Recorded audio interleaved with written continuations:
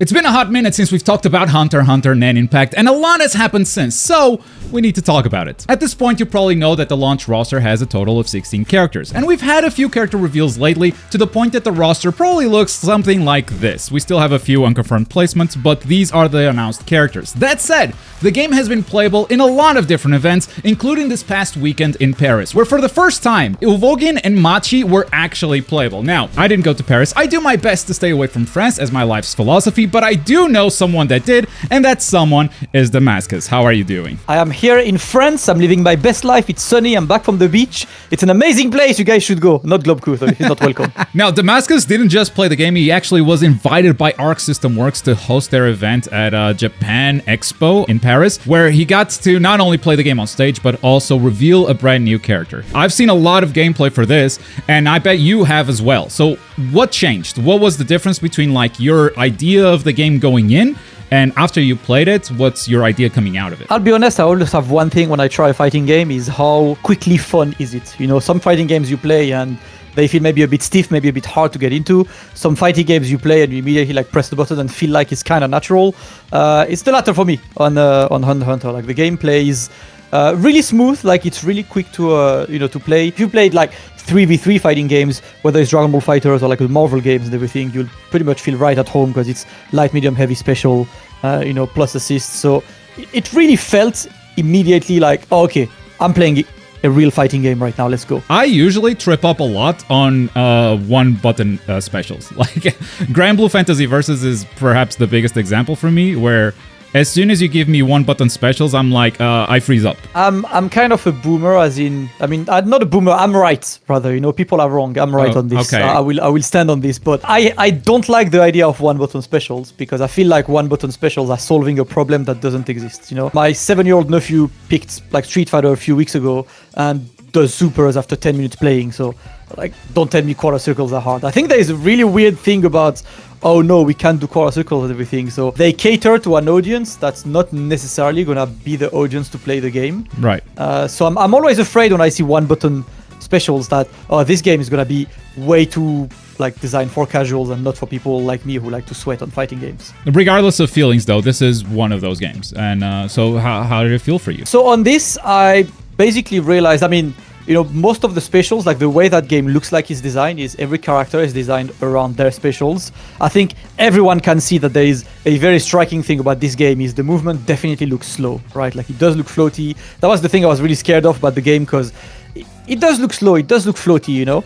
The game kind of wants you to play around your specials because every character has like traveling specials or like specials that go on diagonal or dive kicks or stuff like this. I'm kind of okay with this. As you know, a dive kick can just be a like down button. That's the case on, I don't know, Street Fighter 4, Yin and Yang and stuff like this. So it's alright, and a lot of characters have either specials they can charge, so obviously it still makes things potentially hard, and specials that you can cancel. So on this you see like Gun has the Jajanken, so you press a special and you immediately have the stance, and depending on which button you press after the stance, you get different follow-ups, and that stance is cancelable into a dash, as you can see. So you could see Gun twice like doing a fake stance, and each of the follow-up he has one fireball, one sword, and one punch, so that like changes a lot on depending on how he plays. That's how I say like every character is really around their specials. Right. Gun specials are like Jajanken and using the fishing rod as well to get opponents in. So everyone like can use unique tools, like to them. Kirua looks like peak zoner, as you can see, like he's quite hard to get close to. But having 3 characters, you always have at least someone who can get. Oh my, yeah! Like then you just teleport to his face. Yeah. Yeah. So that's what I like, right? It's really around the whole like every character has different specials, and you. Did you cook this combo, or is this an auto combo, Damascus? Oh no, I'm really good, Globku. No, okay. Let's talk about auto combo real quick, Globku. Right? I played that game, and I've had a lot of fun with that game overall. The very fun thing was that it felt like everything combos into everything, which is very typical of Marvel games, right? So like jump heavies give a ground bounce so you can continue. Supers sometimes give combos after for no reason, which is really fun. But then eventually I was like, okay, let me try that auto combo. And yes, that auto combo is kind of ridiculous because all you have to do is to hold L2 and mash the button. And this is an auto combo, for example, with Gun. Okay. See, like the actual combos with re-jumps and all that stuff. Yeah, and they are like 50%. So you will be two-touching people with auto combos. Yeah. I'm kind of scared, but I think in the whole game kind of thing, I guess first it allows anyone to do a combo. I was trying to do these combos manually, but I had like 45 minutes freely playing the game, so I did not have time to like do these. But you can see like the combos definitely look quite free.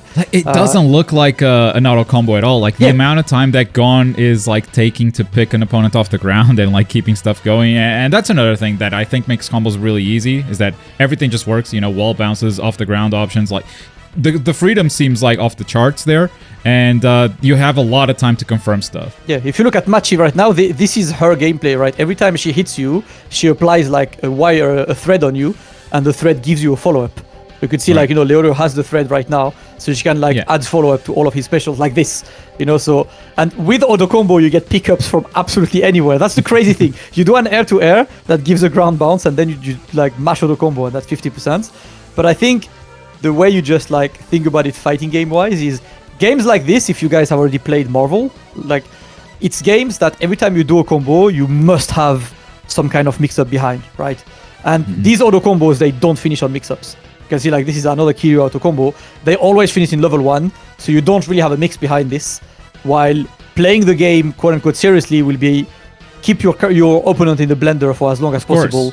Typical from like Marvel 3, which is baiting too. Week 1 Dragon Ball FighterZ was let's finish the combo with a super, and then week 2 is like, no, actually, hang on, a sliding knockdown is better because I can keep up the pressure afterwards. Like straight up, that we're gonna see that evolution again. There was something a little bit weird about the build you played. So you guys were playing on a laptop, right? And that was a weird resolution. That's why we got black bars on the side, and the health bars were also like super low. Did you notice this at all while playing, or was it just like normal for you and it's just weird for us on the stream? I actually didn't even notice. Now tell me about it. I swear they were not that high on the screen. the bars are so low. No, you know what? I think I know why. I think it's because that laptop had a really stretched kind of screen. Yeah, like a wide screen. A wide screen, and I think that's why. So I think that's the widescreen layout. Because I definitely would have seen this too. Like I look at your video and I'm like, yeah, it wasn't like this. It was definitely higher. So yeah, I think it's because it's the widescreen overlay. Weird, because it's almost like the game is trying to keep the 16:9 resolution with the health bars and everything, and then just creates empty space above to fill the rest of the screen. But like the characters are still there; they still go there. That space still exists physically in the fighting game, and that's interesting. I don't think I've seen that before. I think this is also the first time that we saw this new HUD element, which is when you win a game, you get that number on top. Yeah. This game does not have rounds, but for a second, like that round indicator looks ugly, and then it was like, wait, there's no rounds in this game. You just kill the 3 characters and you're done. Yeah. So yeah, that's an odd place for that. I do hope that gets changed, and I don't think we've seen the final build of this game yet, so everything's still subject to. So I think the main thing for this is, so there were 2 setups at the Japan Expo for people to play, and these setups had a sign in front being no pictures and no videos, because it was clearly written that this is not the final version, and they basically did not want people to record content on this, as you know, it's a version that I guess is just, you know, temporary for now. So you also got to announce Feitan. I would love to know like a little bit behind the scenes, if you can talk about it. Like, when you went on stage, did you know that you were going to announce Feitan, or did you just know that you were going to announce a new character and had no idea who it was? No, when I went on stage, I knew it was Feitan. I knew I would announce a new character. I didn't know which character it was, and it's when I got to the Japan Expo, and on the first day on the briefing, it's like, oh yeah, you are announcing this character, and it's Feitan. Obviously, never say Feitan before. So you posting the Knuckle picture, that was total bait. I mean, let's be real. The Knuckle picture was rather, you know, it was for the people who understand, right? What do APR say? Jikandes, it's time. So it was just me. It was me saying it's the time. Countdown. Exactly. It wasn't me saying Knuckle. It was me saying it's time. But also a little bit of an agenda, because I know you're pushing Knuckle. Also, yeah, I am pushing Knuckle, and part of the things like of me working in these events is like being able to bring eyes to these events as well, like so people can see. So it's a good way as well to get people talking and to talk about the game, because we all hype about this game. All right, so finally, I want to talk about some stuff that happened at Japan Expo and some other stuff that happened at other shows, because the roster is a bit more complete than we actually thought. If we look at the roster right now, it looks a little bit something like this. Now, characters like Chrollo and Feitan, we don't know their exact placement on this screen, but they have been confirmed they are going to be playable, so I just put them here. Now, on top of these characters, we've actually had 3 leaks already, which means there's only 2 spots left. The first leak was by far the most hilarious one for me, which was Justin Wong straight up just posting gameplay of the Bomber. Obviously, you can see there is a new character on this character select screen. They're gonna announce this character at Evo Japan. And they never did. I can't believe Bomber has still not been announced. Bomber is up there on the top right. That's the one placement that we actually know. Next, I have a clip that we can watch together here. And this was during Anime Expo in the United States. So there was a question to the panel. Who's your team gonna be? So they ask him, who's your team gonna be? And the man starts thinking.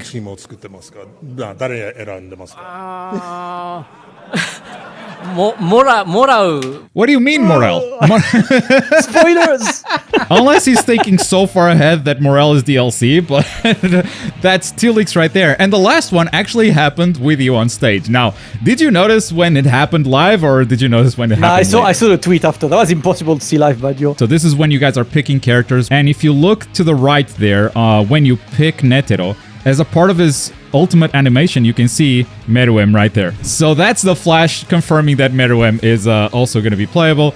And those are the 3 leaks. Now, Damascus, we have a mission. We must complete this roster with the final 2 characters. Personally, I think 100% there is no way Neferepito is not there. I feel like I would be very surprised. You know, plus as a character, she can end up being a puppet character, and that's like an amazing kind of character, you know, in any fighting game. So I would be really surprised if she's not there. But man, that last one, I think it's really hard to say for sure because yeah, I think there are so many. I mean, everyone knows my heart pick is Knuckle because I freaking love Knuckle. I love APR. I think it's like the coolest stuff. But realistically, I don't think you should put Knuckle over Kaito. He's going to be the Faust of this game. He's just going to pull random weapons, man. Exactly. Like, I think this is what looks the most likely, I would say. I'm 100% with you on the prediction side of things. I would say maybe because I didn't see Feitan and Machi making it to the base roster, especially Machi, who really does nothing. So I could see them going an extra spider, maybe like a Nobunaga type deal. I would sleep. Nobunaga does more stuff than Machi, for instance. So like he definitely has a chance of making it. But I'm with you. Like this is the most likely outcome that we're gonna have. And if you think about this, if positioning makes any sense, the 4 spiders are at the bottom, and Gon and the boys, like Gon and his fam are like second line, so Kaito would make sense there. But that's me trying to be Omega Brain. Third line, you've lost me at third line, right?